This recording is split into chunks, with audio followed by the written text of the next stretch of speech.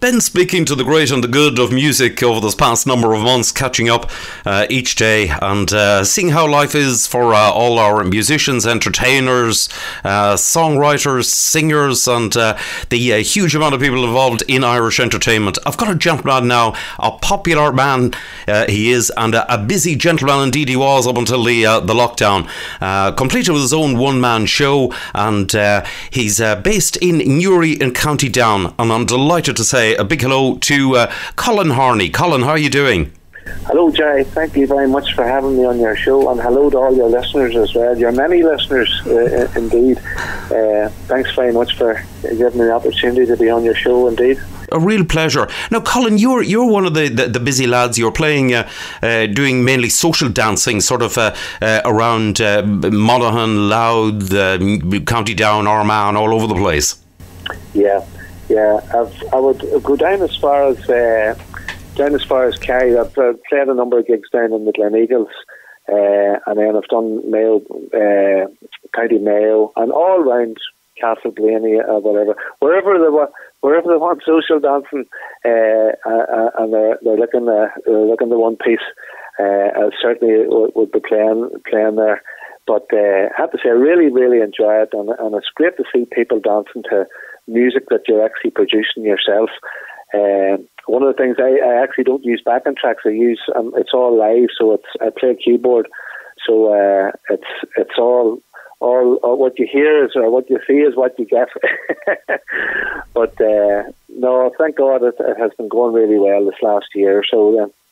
Excellent stuff. Who were the main influences on you in the early days? I suppose growing up, I would have been a big fan of Philomena Begley and Susan McCann.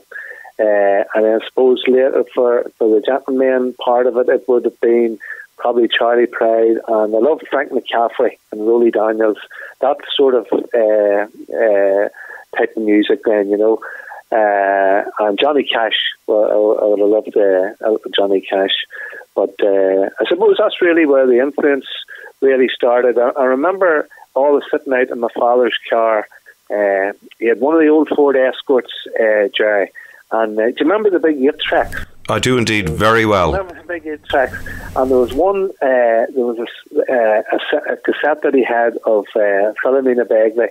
And I used to go out and sit in the car on Sunday and put the big 8-track on. It just went round and then round, and after a wee while you were back to the same songs again, and just listened to it. And I don't know what it was about it, but I just picked up on Philomena, and I've been a fan of hers ever since then, you know. And I've been lucky enough to get the opportunity of meeting her a few times as well. But that's really would have been the big influences, like, you know. Indeed. Now, the interesting thing about the 8-track, like was for anybody who never saw them, they were like a giant tape in a box. But that's right. But they went out of they actually sort of went out of production back in something like 1974. But they were an iconic piece to actually listen to music on. Oh well, that's right. And actually, just thinking there, just as you say, Dottie had one of Big Tom. And that was the time. So that would have been in the early 70s, probably 73, 74, around about that time.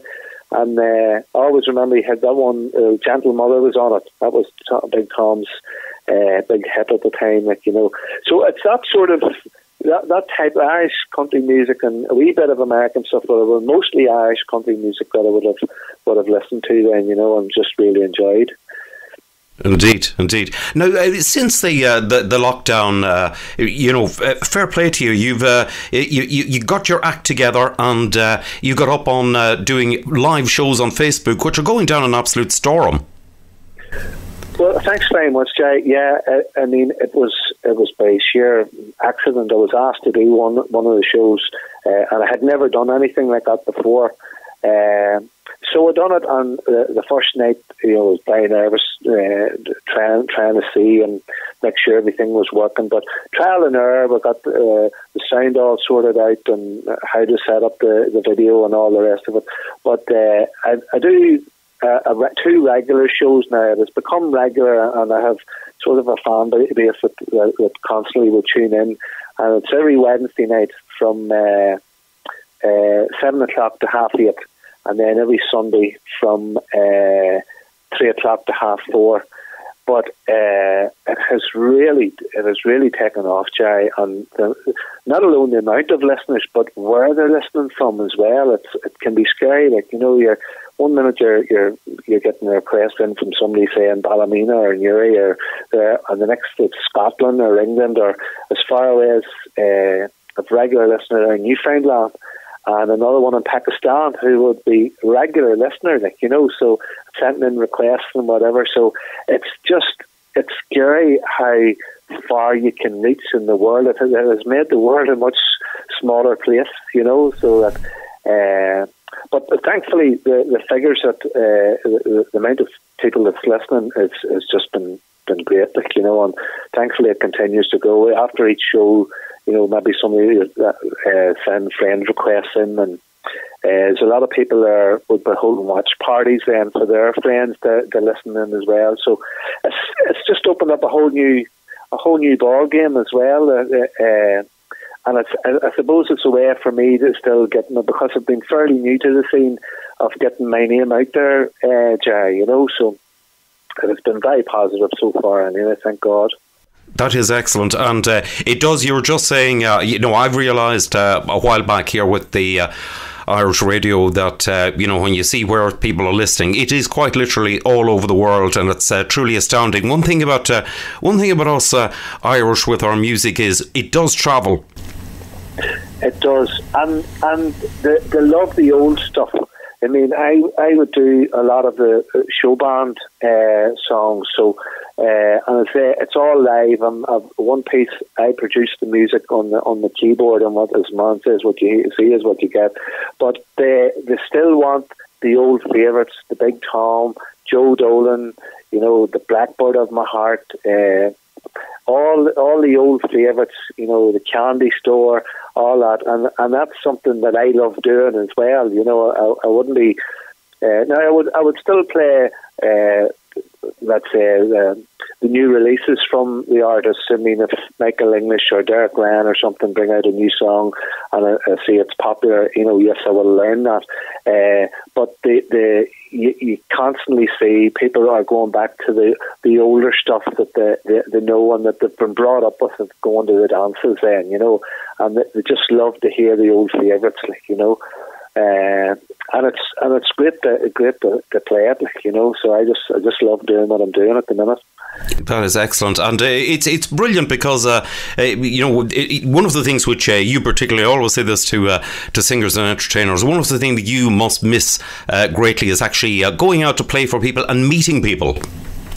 Well, that's it. It's as big a part of it as actually being on stage, because meeting, I would actually make a point even before I commence a show of having a wee walk around and having a chat to people then, you know, especially if it's a new venue and, you know, maybe they haven't seen me, or just introducing myself for the first.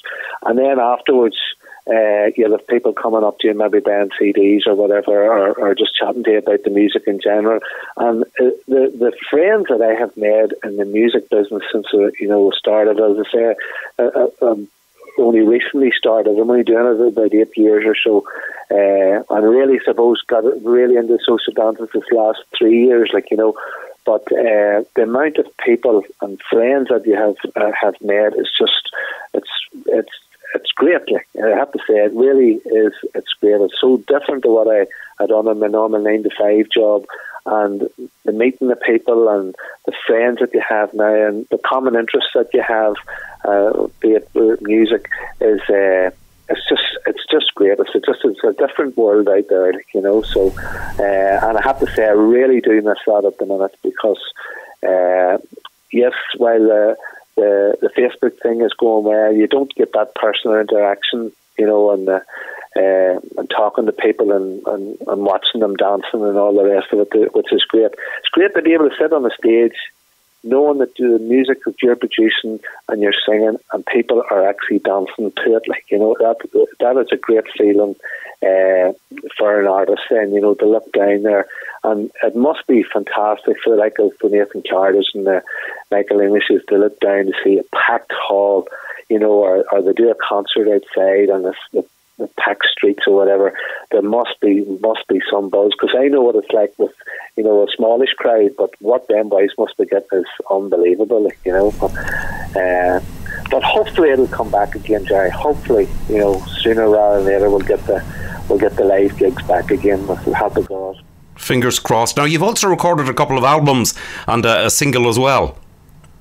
Yes, my debut album was 3-4 years ago. It's called My Dream Come True, which it actually was a dream come true. And it went very well. And then I've done a second album called A Song for You.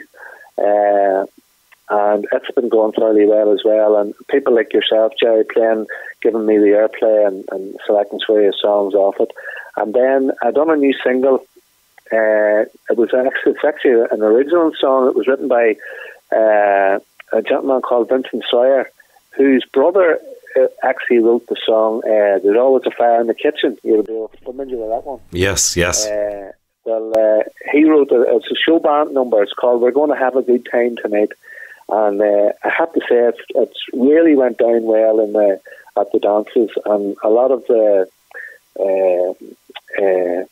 what do you call it, TV places have showed it. Michael English has had it on his show, and Sabrina Fallon, a number of the artists there have screened it from us. So thank God it's really went well. And again, it gives the opportunity to your listeners or the people at the dances that if you really like your music, you can come up and you know, at least there's something that can take away there and have a wee listen to it then as well. So but I never, as I say, 8 years ago would have thought that people would have been buying my CDs. It's just unreal when you hear it, and even when you hear it on radio, you know, you're driving about and your music comes on the radio. It's just unreal, you know, that they think that people really enjoy it and are listening to it then, you know. So it's great stuff. Well done, and it's a dream come true, and well done to you. And certainly, I love your enthusiasm and talent. Listen, Colin, it's been lovely to catch up with you. Lovely to hear from you. And listen, good luck in continuing to do your your YouTube or I should say your Facebook shows, and they're very enjoyable, I'll have to say. And you're spreading the music far and wide. Listen, I wish you all the luck in the world. Stay safe and well. Well, listen, Jay, thanks so much for giving me the opportunity to speak to you. As I say, you know, you're held in high esteem in the music business, and it's an absolute pleasure for me to be on your show. And a big thank you to your listeners for listening in anyway. And hopefully they'll all like my music anyway. So thanks very much again, Jay. I really do appreciate it.